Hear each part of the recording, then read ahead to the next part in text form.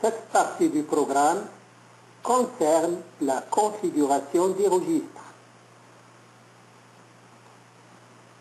ConR, c'est un label. BitSatisfy Status RP0, ça veut dire mettre à 1 le bit RP0 du registre Status. Voilà RP0. Après exécution, il va passer de 0 à 1. Vérification.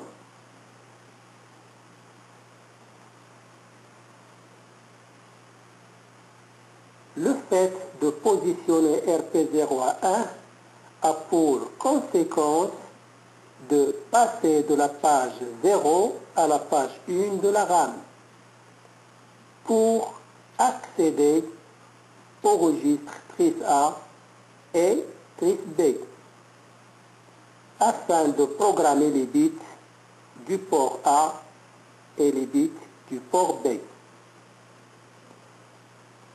La présence dans la page 1 nous donne accès au registre option.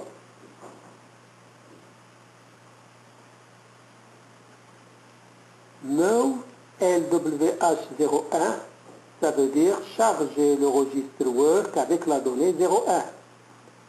Donc, work va passer de C6 à 01. Vérification.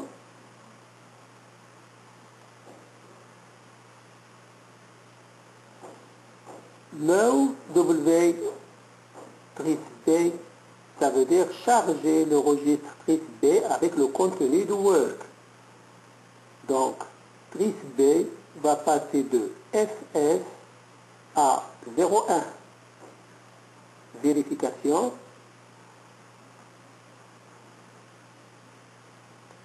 Le fait de charger trice B avec 01 a pour conséquence de configurer le bit RB0 comme entrée et le reste des bits comme des sorties. Move LWH00, ça veut dire charger le registre work avec la donnée 00. Donc, work va passer de 01 à 00. Vérification.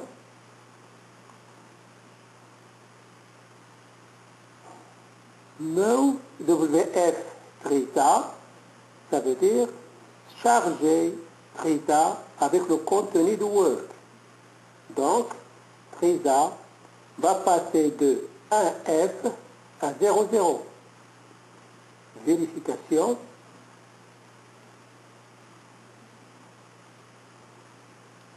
Le fait de charger le registre trice A avec 00 a pour conséquence de configurer tous les bits du port A comme sortie.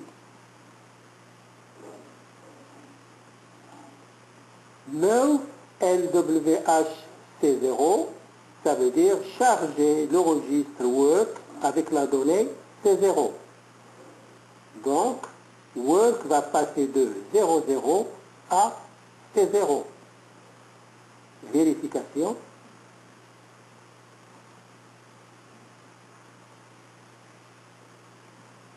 Move WF option registre, ça veut dire charger le registre option avec le contenu de work.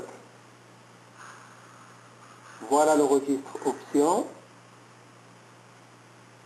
Il va passer de FF à C0. Vérification.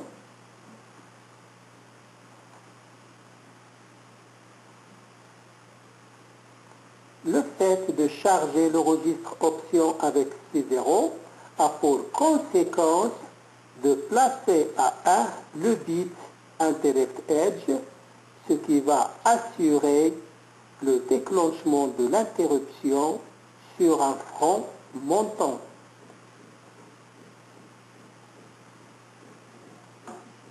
Move LWH90, ça veut dire charger le registre work avec la donnée 90.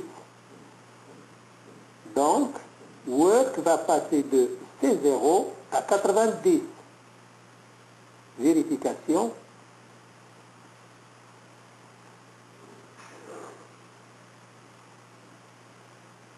No WF Interrupt Control, ça veut dire charger le registre Interrupt Control avec le contenu de work. Donc, Interrupt Control va passer de 00 à 90. Vérification.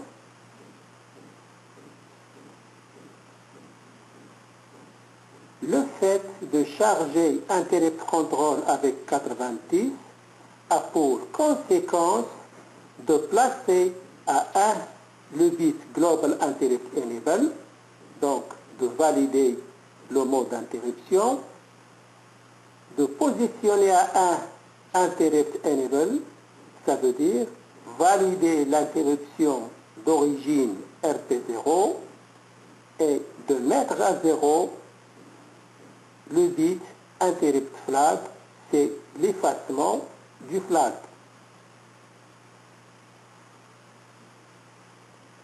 Bit Clear File Status RP0, ça veut dire mettre à 0 le bit RP0 du registre Status.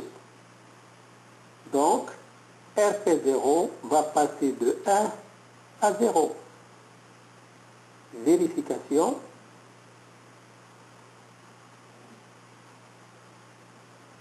Le fait de positionner RP0 à 0 a pour conséquence de retourner à la page 0 de la RAM.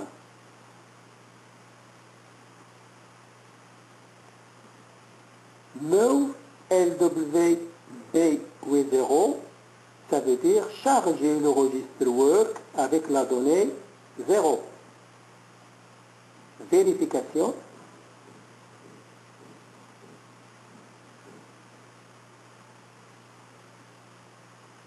Move WF port A, ça veut dire charger le port A avec le contenu de work. Donc, le port A va passer de 0,1 à 0,0. Vérification.